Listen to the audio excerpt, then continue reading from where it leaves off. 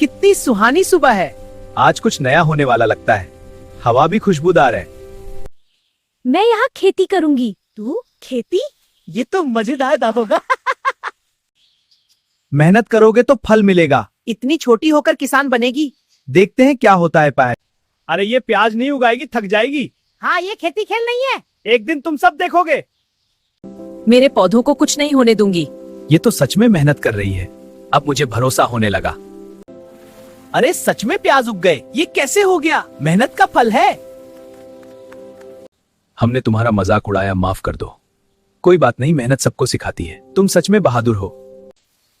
आज से हम भी मेहनत करेंगे। छोटा हो या बड़ा, काम से पहचान होती है। मेहनत करने वाला कभी हारता नहीं है। मेहनत और विश्वास से छोटा भी बड़ा काम कर सकता है। हमें हेल्प करो ऐसी मजेदार कहानी बनाने में। सब्सक्राइब जरूर करें।